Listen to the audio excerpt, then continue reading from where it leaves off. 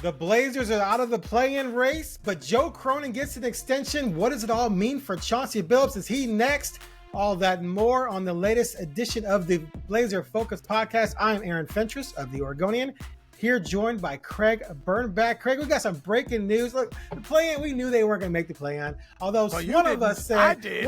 I pretty much said they weren't going to, but I was holding out hope to get me through the season, okay? I did do a fact of Fentress where I said that they would probably be tied at some point. That didn't happen because Anthony Davis came back and ruined it. Regardless, they made a nice run. But the big news is that Joe Cronin got a contract extension. That was announced Monday.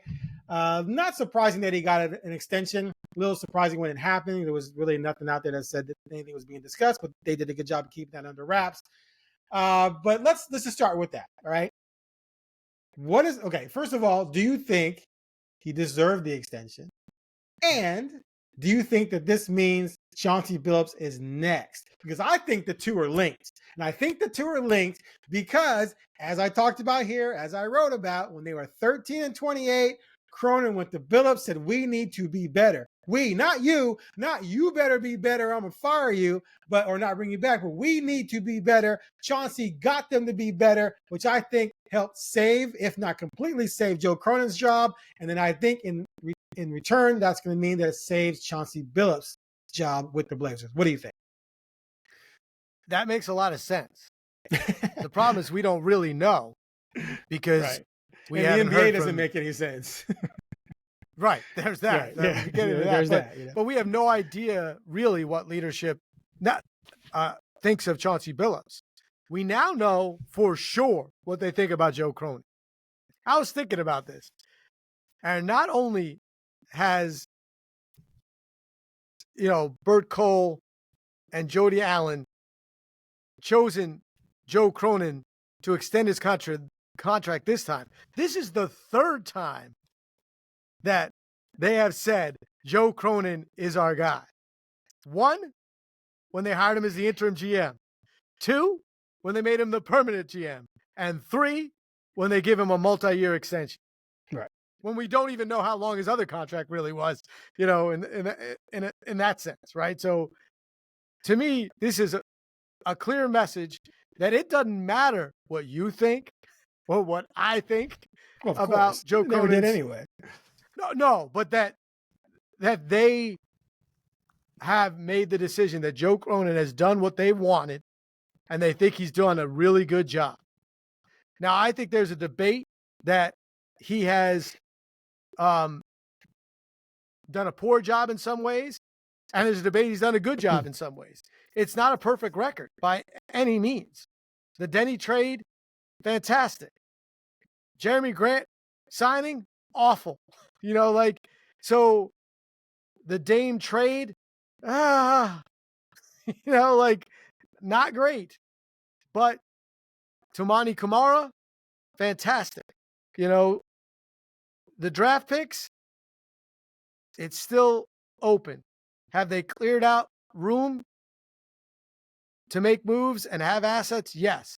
Have they gone from a very unathletic, small team to a huge team? So I think they're the average-wise, they're the tallest in the NBA. Do they have those big guys that you've been talking about forever? Yeah, they do. Are any of them stars? I don't know. but you can't. He's also, one thing about Joe Cronin, he is a great guy. He's extremely likable. He's extremely smart. So I don't have any problem with this. I have a problem with the fact that we still don't really hear from the ownership on what the plan is and what the overall goal is and where they are in that plan, because it comes from Joe Cronin and a quote in a press release that doesn't make sense. I do think it's interesting that he names Jody and Bert. Joe Cronin did in the press release that he names both of them. But I don't know why Chauncey Billups wouldn't be next. Unless Chauncey Billups doesn't want to be next. Yes, we'll definitely get into that. All right, so here's my feelings on all this. First of all, I cannot stand firing people for the sake of firing. I believe sports is out of control in a lot of different ways. Some of it's just because someone's got to be punished because we lost, so we got fired. So I don't think Cronin has done anything to not warrant an extension. I think if you make the decision to go with Cronin and you know the plan is to initially build around Dame, but you're going to clear some things out, which you did, then the Dame thing fell through, but you were cool with that. Like Jody and Bert were there. Like, Scoot, right? They knew what was going to happen. Now they're a little upset maybe the way Dame handled things, whatever, but Dame was 100% in the right in wanting to leave. That's for sure. But they went along with the process that led to Dame leaving. So they can't blame Joe for that. And at the end of the day, there's an upward trajectory. They've gotten better, and he's made enough. I forgot that part. That's a good point. They asked him to get better. Whether we agree they should have, like that's a different debate. Well, but they asked him. Yeah, right. They got better. Right, much better this year. Right, exactly. Yep. So for me, the jury's out, like you said, on Scoot and Sharp. Are one of them going to become a star? You really, really kind of need that to happen. I don't see it with Scoot. I think Scoot's going to be good, not a star. I think Shaden still has potential. We'll see.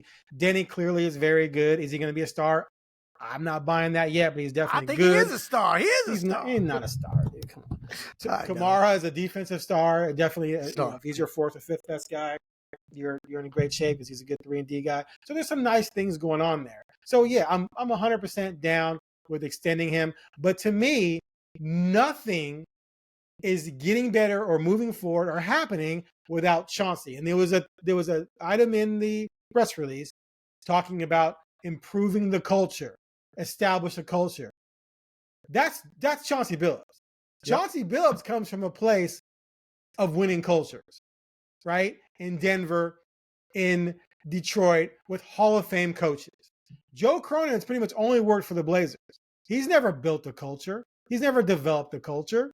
Right? So the best thing he did was keep Chauncey and let Chauncey establish the culture. And part of that was holding people accountable.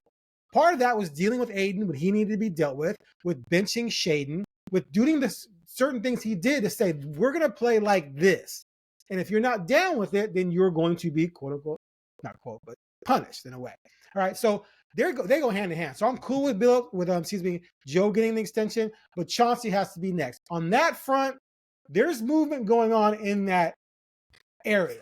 Okay. As I've been told there's some discussions that are already taking place, and we could know something maybe by Sunday, which is the last game of the season against the Lakers. And there's exit interviews after that. And Joe's going to talk. My thing is this: get it done now. Just get it done so we can all be done with this and move forward. Don't try and let this lag on after the fact, because I do believe, as I've said on this show before, like there's going to be, there's people out there and teams that like Chauncey, that recognize, unlike part of the fan base, that he's been dealt a horrific hand in Portland in terms of trying to win. And that what he did this year was nothing short of a minor miracle, and how they turned things around and not almost, but got back into the play-in race. And they played like meaningful games. Exactly, late in the season after being 13-28, when he was basically said, okay, well, if we have to do better, I'm going to do some things 100% my way, because I'm coaching for my career. If you guys haven't shown you haven't shown faith in me yet to give me extension. I'm coaching for my career, my future, and he ruined this the franchise's realistic chances of getting Cooper Flagg. And so if you let him do that and you don't bring him back, I'm going to blast you forever, especially if Cooper Flagg or anyone in the top 4 becomes a superstar. You're going to have to wear that for a decade if you allow this guy to ruin that chance of getting a top pick. Also, let's not forget, Joe Cronin said himself at the end of last season, we need more talent. We're not talented enough. That meant, and then they didn't make one move in the offseason to acquire talent other than Denny, which is not what he was talking about. He was talking about the draft.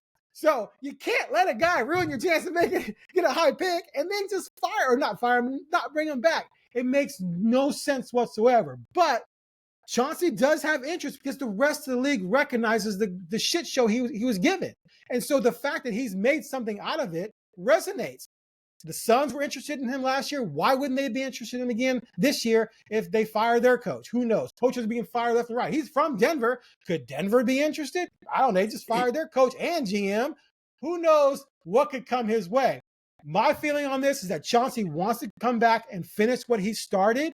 But if they don't bring him back, I don't think he's going to cry. I don't think he's going to shed one tear. I think he can go do TV if he wants to for a couple years until another job opens and then take that job. At the same time, if he would have turned down whatever the Blazers offered, I think they could be fine letting him go, hiring someone else, and moving forward as well. I don't think it's a situation where either side is going to be heartbroken, but I do believe that they owe him a legitimate offer because he, as far as I'm concerned, until I hear differently from Jody or Bert, saved Joe's job. So do the right thing. Give that man a raise. He's making about $4.5 million. Give him 6.5, whatever, and let's move forward and let him continue the rebuild that they started together. They started this together. They're in this together. So let them complete it together. So one thing, Neil O'Shea did hire him, not Cronin. So there's that. There's that. I agree. But they started the rebuild. Yes. Together. Right. That's what I meant. Yes. Yeah. But I'm just saying, like, let's not forget that Chauncey didn't sign up for this originally. No, he did not. He signed up to work with a guy that he knew in Neil O'Shea and with a team that was led by Damian Lillard and CJ McCollum. And CJ McCollum that made it to the Western Conference Finals at some point. And they thought they needed one or two pieces and they could actually compete for a championship. That's what he signed up for when he was red hot, when people wanted to hire him as a GM with no experience. Right. And multiple teams wanted to hire him as a coach. And he basically went back to be this, he was in broadcasting, making good money, doing TV. So he decided he wanted to coach.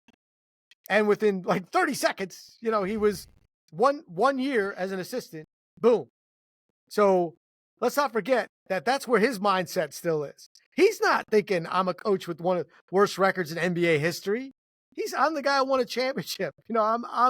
And when you say he's from Denver, he's like a god in Denver. Right. He's from Denver, then went to Denver, college in Denver. He went to Colorado, not in Denver, but in Colorado. Right. Probably, I don't know. I'm going to say this. Is he the best player that ever played in Colorado? He might be. He might be. And that's not bad. He's a Hall of Famer. So it's not like I'm saying, some schmo is the best player. So, right. And they just fired their coach there. And they got home court advantage and they won a title 2 years ago. So it is madness out there. So and also if they were going to fire Chauncey Billups, if they weren't going to bring him back with an extension, then why not do it when they were 13 and 28? You know what I mean? Like, why not? Why not fire him then? Then, if you didn't fire him then, why would you fire him now? Other than to save a few $1 million, like you're gonna sell the team for billions. So that's crazy. If that's how people say, oh, they got a cheap GM. I'm like, if this ownership group or whatever trust is caring about millions, not billions, that's crazy. Like that can't be the thing when you just paid Jeremy Grant, what you paid him, that you're worried about saving $1 million a year for an experienced GM. That to me is a crazy world. And it's also crazy that, go ahead. That's what I add to the GM thing.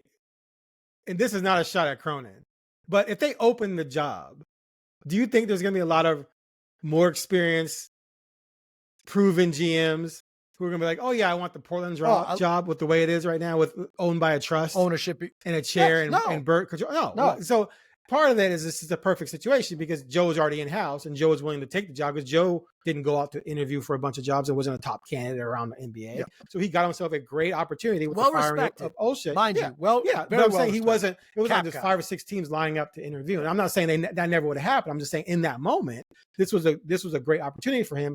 And these guys stuck with him. And I just don't know if they could go out and get a marquee or even a marquee coach. Again, why would you come to Portland if you have choices? If you're great, you have choices.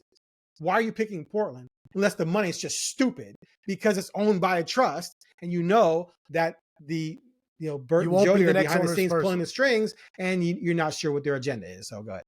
Yeah, I'll agree with all that. I mean, I've been saying that for forever. You know, I've been saying that forever, Right. that its ownership is settled. This is going to be a struggling franchise, or they're going to have to get super, super lucky. And then at the height of it, if the whole goal is to sell the team when it's worth the most, it's going to be, if they do get lucky, then they're going to be sold, right? I mean, at that time. But who knows? And then that Because we owner's don't going know to come enough in and about want to hire their own people. And then, exactly. Unless you win a exactly. title and And you you can do don't- that. But look, Right. Mike Malone won a title 2 years ago. He just got fired. Yeah. 3 days, 4 Dude. games or whatever it is, a week before the playoffs start. Like, it's insane. So In the NBA last is a 4 wild place, years, but we've seen 4 guys who won championships and/or was coach of the year get fired. Yeah. So coach of the year winning a championship means nothing. right, the Suns' job might be open from a guy who won a championship from a team that already fired him. So Exactly. yes, but I'm just saying, like, if you were going to fire Chauncey Billups when he was doing terribly, that would make more sense than when he is overachieved. Right. Exactly. Especially, and also, that's why I say he saved Joe's job. So now I don't know enough. Like, I see what you're saying, and that those dots line up, but I have no idea what their expectation is, what they asked Joe Cronin to do. Clearly, they asked Joe Cronin to stop losing, which is a weird decision in a year where Cooper Flag is available. They asked him to be better, and Joe went to Chauncey and said, "We need to be better," and so they became better. Right. To me, that's an ownership decision that I would question. I would because too. you didn't make the play-in, and now Cooper Flag is has no chance to land in your lap, and either does its 4.5%. Okay, I'm just saying you're not. Atlanta got it last year. Then you're geniuses. But I'm just saying, like, oh my God, look what we pulled off. We're amazing, right? And it's happened, so it's not like it's. But to me, the best way to do it is what the other tanking teams are doing, which is doing everything they can to lose. And that's some of the reason why the Blazers have a lot more wins than we expected, because a lot of teams decided, I want to lose, and I will do it. Stop. And I was trying to lose. And I'm glad you brought that up. They were in between. I mean, the Blazers did not beat a lot of good teams. No. They just listen to this. Since the 10 of 11, since they won 10 out of 11, they are 2-13 against winning teams. And the 2 wins came against Memphis minus Morant and Denver minus the Joker. That's it. Every other win was, and not only they beat bad teams, they beat some of the worst teams that, like you said, were in complete tank mode. They were trying. They weren't just bad, but please they take the lead. The Blazers, you could call them bad, but playing hard. These teams were bad and sitting dudes, and so they got better, but it's a little bit inflated still. Of course. So you and I talked to Bill Orm about this as well. It's mind-boggling to me that whatever decision was made by whom, and I think it was Burton and Jody, saying do better, that they blew their chance at adding what could be a marquee talent in this draft. I think that was foolish. Insane. I think unless they get lucky and jump into the top 4, which they have a 20% chance to do so, I believe, and 20% doesn't sound that bad, really, then I think that, it's going to hurt. It didn't make any sense to sell some tickets and get people to watch. Like, did the plan change? Then why didn't you make moves, right? Why didn't you go trade some of these assets? Why didn't you dump things and clear the way? But also, that's the other thing. Like, we don't know. Like, right now, all the players that are playing and everyone's so excited about, they're playing because Ayton's not playing. They're playing because Grant's not playing. They're playing because Williams isn't playing. Well, all those guys are supposed to play next year right now. So now what are you going to do? Other than be a little better? I don't know. I mean, Simon's, like, you already got a point guard. So where does Scoot move in? That whole point of not understanding of what the actual plan is hard. And that's where the Joe Cronin, like, weirdness gets in. Like, I know you did better, but what is your overall plan? When I look at the overall plan to get to where you said you were going when you decided to trade Dame, which is break it all down so we can build it up and actually go for a championship, because we don't think we could do that with Dame. So we're not going to trade the 3rd pick. We're going to draft Scoot, and we're going to sign Grant, even though there was no way you're keeping Dame. Like, all these things are they contradict each other. So, but bottom line to me is, if I'm Chauncey Billups, I'm not sure what I'm doing. I might be telling my agent, like, hey, you know what? I don't know. Like, now you know him. He has said all the right things. He's done all the right things. And why wouldn't he want to stay? I don't know. You just named a bunch of reasons. The ownership group, the lack of understanding of what our true goal is. We do not have a superstar, right? I mean, he'll find out soon enough if Denver's interested. You know what I mean? Like, that's not going to, and if you wait until they reach out, you might blow it. So there's again, you're saying why not do it now to get it over with? Not only that, do it now because what are you waiting for? Nothing's going to change other than he might demand more money to stay. 100%. I mean, nothing's changing today. Nothing after they won 10 of 11, they changed the entire trajectory of the season based on what you're saying was a request to Joe Cronin, who said to Chauncey, like, hey, that plan to be his worst, to tank like crazy and be in a top 5 position to get Cooper Flagg and other top players. No, that's not it anymore. We need to be better and win. And he won 10 of 11. See, so here's the thing though about that. The idea was to thread a needle. Be better, but not too much better. No one expected them to win 10 out of 11. They could have won 6 out of 11, but just looked better. Yeah. The problem is Chauncey demonstrated in that 10 of 11 that when, all the shackles were off and he could make this move and make that move and change this and change that, and they could be a lot better. And they were better than they thought they were going to be. And then all of a sudden, oh crap, we're in the play. But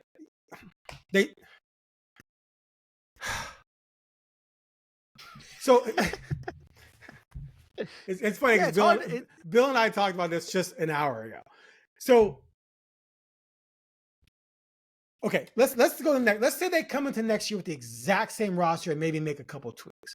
The inclination is to think, oh, well, we were 13-28, the first 41, and now we're 22 and whatever, 20. I don't know what they are. In the second half, you put that in the next year. Next year, we could win 45 games. The problem is San Antonio's behind you.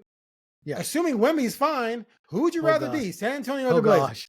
Okay. If they get Cooper Flagg, and their odds are good, not better. The Pelicans had the worst injury situation I think I've ever seen. Was crazy. Every player. That was crazy.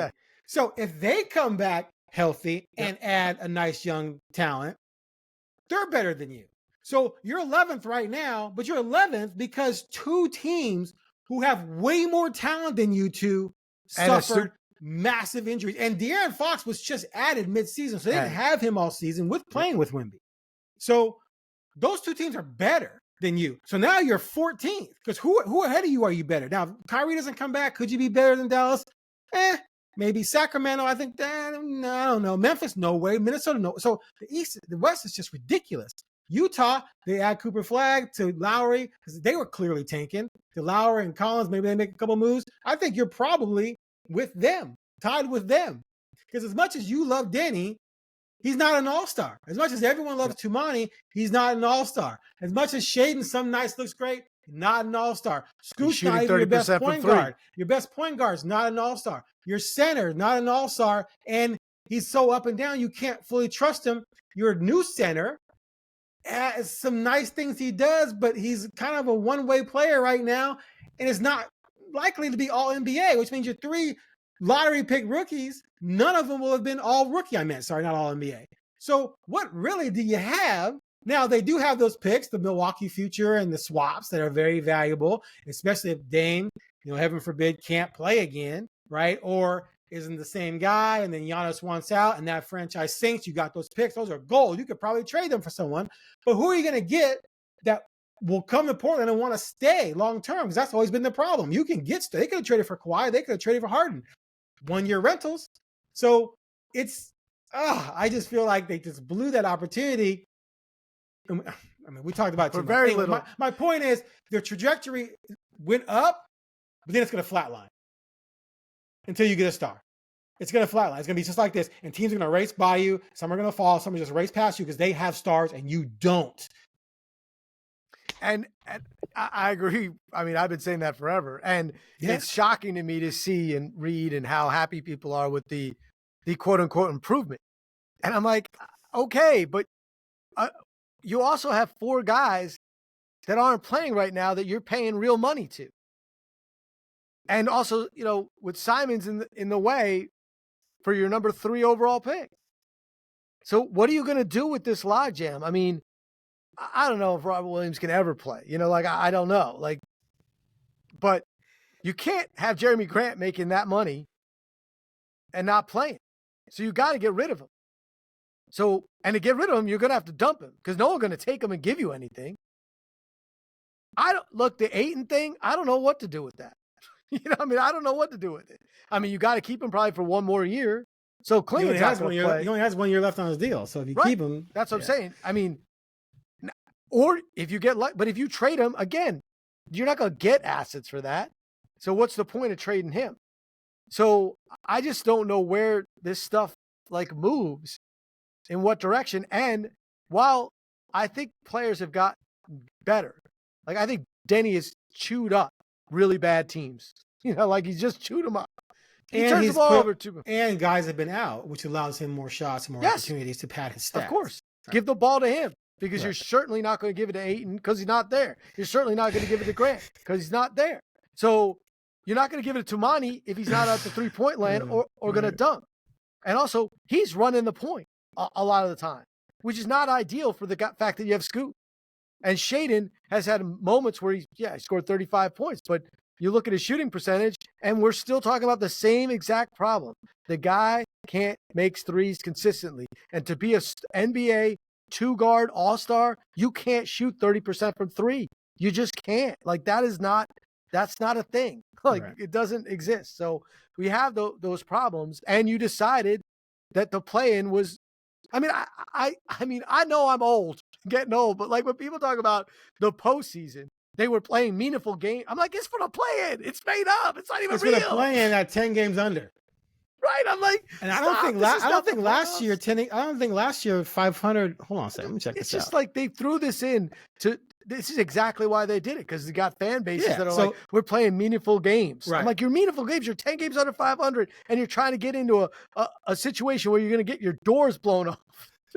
So last year, 46 wins got you into the play-in. Yeah, totally different. 41, Houston just missed. And so the fact that we were talking about a team that's been 7 to 10 games under that was in it because a lot of teams fell off, and so it's fool's gold, man. It's smoke and mirrors. Yes, that's the danger. That's the danger here. And you're talking about it's just so weird to me because there are a lot of reasons not to like Neil O'Shea. I'm not going to sit here and say he was a likable character. We both covered him for a decade. It was not ice cream and rainbow. I only covered him a little bit, but you covered him. I covered him. I was just around adjacent. here so it wasn't all, ice cream and rainbows. Right. But he got to the playoffs every single year. You know what I mean? And they went to the Western Conference Finals, and the games were exciting. And that wasn't enough, which I get. We want to be an actual contender for a championship. Now, you're not even a contender for the 8-9 game. You know what I mean? For something that was invented to try and keep teams more involved, right? It's not even the play-in is not even real. They could be a little better. So even if they went 41-41 next year with this roster, they might not get him in. But even if it does, so what? So what? Yeah. You're not even as good as you were when you decided to crack this thing open. No. And go the other way. So they need things to happen. But again, today, I will say, if you're a Blazer fan, to me, this is good news. Because at least you know Joe Cronin's my guy. Because he has to be my guy. Because he's Jody and Bert's guy. Because they've chosen him 3 times to lead this team. And it's going to be his vision. And I don't think it's a terrible guy to have, creating the vision. And because he's very smart, he knows the cap.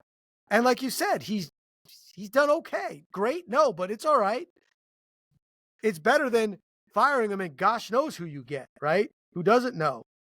So I'm cool with that. And if you're a Blazer fan, okay, at least I now can stop this debate that whether or not Cronin's going to be the guy or not. Because they didn't just do this without thinking that they're keeping him for a while. You don't sign him to an extension. You didn't have to. You didn't have to hire him as the the permanent. When you named in the interim, it was the smartest thing to do. But there's plenty of interim. I covered Caleb Canales when he was the interim head coach of the Blazers. He was not going to be the permanent head coach. Like, there's no doubt. You can do that and then get a permanent. They didn't. They chose him. They chose him as a permanent. Now they've extended him. He's your guy. So at least if you're a Blazer fan, you understand that it's wasted energy if I'm not loving it. As far as, saying Joe Cronin deserves, should be fired. He's done all this bad. It's over. He's your guy. And now you decide what you want to do with the coach. And I think we're both in agreement. If you didn't fire Chauncey Billups when they were 13-28, why would you fire him? Why would you not extend him now? And if you don't extend him, you're going to make sure you're going to give him much more power in this situation. If you extend him today or, Sunday when the season ends, before other teams make decisions, because they're not going to hire, they don't have to worry about Denver right now because they're going to go to the playoffs. They're actually in the playoffs, and they can make a run for a title, for goodness sakes. So they don't have to worry about Memphis right now because they're in the playoffs. But if you don't sign them and they get eliminated, phone calls might start coming. And then you're giving Chauncey more power to make a decision. And I don't know what's behind. I just think that some people forget who Chauncey Billups is and the reputation that he has and why he chose the Blazers. Right. He did not choose a rebuild. He certainly didn't choose 3 years of rebuilding, and he done 1 of 4. So if it doesn't follow, like right after we stop this, like I'll just be like, what are you doing? Like I was surprised in some ways that they weren't married, that they weren't both announced. Because that happens quite a bit. I mean, today we had Denver fire both the GM and the coach. There's a marriage there. I was surprised that it wasn't. But again, sometimes they want to give one guy their day. You know what I mean? They want to do, hey, you get your thing, your day, and then you don't announce 2 extensions of star players. It's a little different on the same day. You give them their day. So, I feel. Let me just say to the people listening, thank you. First of all, we should thank you because I don't know. I appreciate it, but the pain that's gone through Fentress's head, having back-to-back conversations on this with, I believe, 2 people he trusts, and like, even if we don't agree on everything, he believes in both Bill and Mai's opinion that come from a place. To have these 2 conversations might have just scrambled his brain. He might not be able to function the rest of the day. He can't. He's got so much in the head that he wants to spit out. He's not sure all of it is fair. He doesn't. He cursed only once. He did curse once, but he wants to curse more. Yeah, didn't They gonna bleep that? I just have a question before we wrap up. I don't know what our policy is on the S word. I just want to make clear I did not curse. I think the S word is allowed here and there if the context is legit. Not gonna come from me though. Okay, so give me your, aside from the fact that they finished stronger, and they did better. Give me the things you like about Chauncey that you know for sure as a coach. So they play hard no matter who's out there. They believe in him, and they never gave up on him. Never. And every single player. Like, he didn't lose anybody. Even the guys like Ayton, who's, he never badmouths him. And he clearly understands when he gets pulled or taken out. Never is there a question about, I mean, he's pulled Simons. He's pulled, he's benched Shaedon Sharp. He's benched Scoot. He benched Ayton in games where he's played like no minutes. He's benched Grant. He's, put Klingon in and out, and nobody questions it. And in this day and age, there's so many ways to do that. Social media, hello, Instagram. I mean, John Morant questions everything, like in 2 seconds after. So to me, that means the guys that are playing for him believe in his vision, respect him, and do not want to get in a situation where they look like they're at all bad-mouthing him. Right. The effort means something. It results in victories. And even though they went 2-13 against winning teams, they stopped getting blown out. Right. They're in a lot of those games. down the stretch. And against good teams, they lost tough games to the Knicks. They lost tough games to other really good teams. And teams if the team did not play their best players, there was a fight. Yeah. And when when two they of did them, they almost beat Cleveland. And twice. And they don't play embarrassing basketball anymore. Right. In the whole second half, they never embarrass themselves. Player development. Sometimes you don't know who to give credit for, but you got to give the head coach because the assistants work for him. Tumani, from last year to this year, defensively, I won't give him any credit. He's a great defensive player, but offensively, here's what Tumani, I make fun of the fact that Tumani only shoots threes and dunks, but guess what? He's good at both now. And he didn't come up with that on his own, completely. He was told, this is what I want you to do. I want you to go here. I want you to go there. He is ready he's in position to shoot that three in the corner all the time, at the top all the time. And that doesn't just come because Tumani Camara figured it out. There's coaching behind that. Right. He has played a rookie center who looked like he couldn't get up and down the court in the first game more than 10 times. He has played as a starter and starter minutes and looked solid. And that's coaching. He's put him in places to succeed. And even Scoot, the numbers for Scoot are not better than last year. They're almost He's fallen identical. off incredibly, yeah. He has, but he had that one nice stretch, and then he had a nice run. Yeah. But he has looked less embarrassing at times. No one's saying he's one of the worst players in the NBA anymore. And I think that it's because the coaching staff and Chauncey were like, well, when he plays, this is what he does well, this is what he doesn't do well. Let's keep him out of the situations where he doesn't do well. And also, let's put him in when we think he could succeed at times and show out. So I think that to me matters. Guys have gotten better. I mean, Denny, he figured out Denny.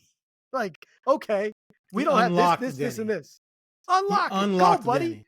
Don't just go. I don't care if you get 10 turnovers. Go. If you love Denny, what you've seen from Denny, and you trash Billups, you are announcing you know nothing about coaching and nothing about sports. He saw Denny's potential and his ability to do certain things that he wasn't really allowed to do in Washington. And he went to Denny and said, we want more of this. And Denny was, okay.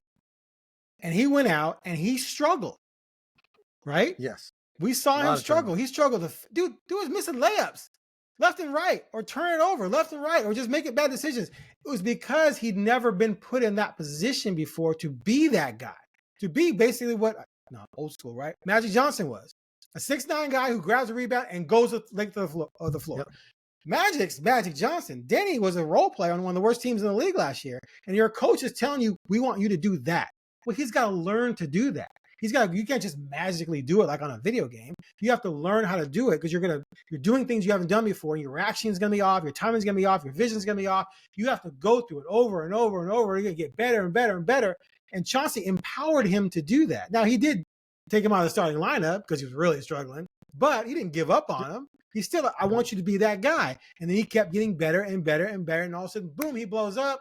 That's 100% player development, the coach recognizing your ability and getting the most out of you. And so that's what we've seen. The problem is a lot of people have these inflated views of players because they love them. They think they're going to be great. So in their mind, they're going to be great. Therefore, why aren't they great yet? It must be the coach's fault. The reality is, no matter how good you think they're going to be, they start down here and they have to build up to something. And we've seen all or most of these guys, at least, build up to something under this coach, especially when they're what? When they're healthy. Last year, they were all injured. So it's kind of hard to develop guys when you had second in the league and lost games. This year, they were pretty healthy for most of the season, and we saw the growth. So I agree with you said everything I would have said. And to me, that's why you cannot just scrap all that and assume some other person is going to come in here and do the same thing or better. You stick with the plan. You stick with the momentum of what you have going and continue that down the line, not just cut it off at its knees and start over with someone else. That makes no sense to me. So that's why, and I believe I believe they're talking this week. I've been told that there's probably some negotiations going this week. I think they had to get Cronin done first, because how can Cronin extend Billups if Cronin isn't extended, right? So I believe it's coming. Like, I think it's coming. And if it doesn't come, it's going to be because of something minutia-wise, minor-wise. It might be money, it might be something, or it might be a situation where Chauncey feels like, you know what? I have a better option. Because I don't believe for 1 second, make this very clear, I don't believe for 1 second that the Portland Trailblazers can move off of Chauncey and automatically hire someone that's flat out better. I don't believe that at all. Yeah, I gotta say, if Chauncey Billups is not extended, and it's because of the Blazers, not because of Chauncey, that's a mistake. Yeah, agreed. I mean, I would have totally understood it, at 13-28 to say, we're just going to go with the coach that's the interim, and we're going to tank our butts off. And we don't want to do that to Chauncey. Take our bets off, get Cooper Flag, and you're not part of our future. Yep. And Chauncey had been like, thank God. All right. I can plan my future. I mentioned Caleb Canales. The year when the Blazers decided to go away from Nate McMillan, they named Caleb Canales the interim head coach. They had seasoned assistants. They had former head coaches there, but they didn't do that because they wanted to lose. They wanted to blow it up. They traded everybody. They wanted to lose. And they put a guy in the situation that could do that and wouldn't harm his career. Exactly. And that players liked, so they wouldn't get mad at him, and that he wouldn't really say anything to the media because it worked. I mean, that makes sense. But they didn't. They said win. He did. Now you did. So you're the consequences. The thing about Chauncey is he's gonna have to live with those consequences too. You know what I mean? So don't you want a guy that did it and can say, okay, exactly. Well, some of that's on me. Like if I would have tanked, you would have maybe gotten Cooper Flag. And if you don't have him now, it's because I've coached my butt off and we went 10-11. I think the 10-11 matters more than anything else because that was a time when everyone was trying to win and they did. I mean, look, I think having a winning record at home, that's something to be proud of, right? Because that helps if you're selling tickets and you want to have a. Yeah, I mean, they're going to have a winning record at home. To me, that's something because good teams have to win at home. And learning to win at home and making that matter is a significant learning experience for the younger players. We must protect this house. Right. But, I mean, we all know in the NBA that it's hard to win on the road. It's not like baseball. If you throw your best pitcher, your odds are pretty good in any park. It's not. I mean, it affects the refs. It affects the players. So, yeah, I mean, I'm going to be shocked if Chauncey's not lined up right behind this, then I think we'll have a different podcast. One more quick thing. Time. So when I wrote the long story I wrote a few weeks ago, I think right after they went on their nice run, I talked to them a little bit about how there had been, some turmoil early in the season with players not understanding their role and who's getting the shots and blah, blah, blah, typical things you hear. And then someone else said to me that there was definitely some players who weren't, who questioned some of the things Chauncey was doing or whatever. And I said to them, like, these players who like complaining about roles and shots, and they said, yeah. I go, yeah, I heard that too. I go, but here's the thing. There's not one player on this roster that has the credibility, the history, or the background to complain about their role. There's not one. True. There's not one all-star on this team. There's not one champion on this team. There's not one proven guy who has been a proven marquee guy anywhere in their career ever. The closest is DeAndre, but the team that drafted you number one got rid of you. Why? Because you didn't always play hard. So you don't have credibility to complain about that. So my point being is that this team was a collection of guys who none of them had a track record of success and none of them had really credibility, and they had to be molded and shaped and taught and raised, so to speak, by the only person in the room who did. And that was their head coach. And he got them to buy in and play hard, like you said, and develop and get better and improve in a lot of different directions. And to me, you just got to keep that going, man. Just keep that momentum going and add some dudes to this. And then you have a shot at being in the postseason next year. So anything else? Will be good. No, we're good. You don't want to talk about that amazing game the other day against who'd they play again? I covered it. I forget already. Who was that? Who'd they lose to? Oh, they beat San Antonio. They beat San Antonio. They beat San Antonio, who was trying like heck to lose. And at one point, they were like, "Come on, guys! Come on, Blazers!" Did you watch that game though? Did you I watched see? some of it. Did you see Chris Paul take Klingon to school? Oh, and I'm not digging no, on Klingon at all. No, But come on, it's Chris Paul. no, yeah. But the craftsmanship of that, the 6'3" guy going against a 7'2" guy, He is not 6'3". and just complete. No, I've said he's pretty tall. I think he's taller than me. I said that. You didn't think he was?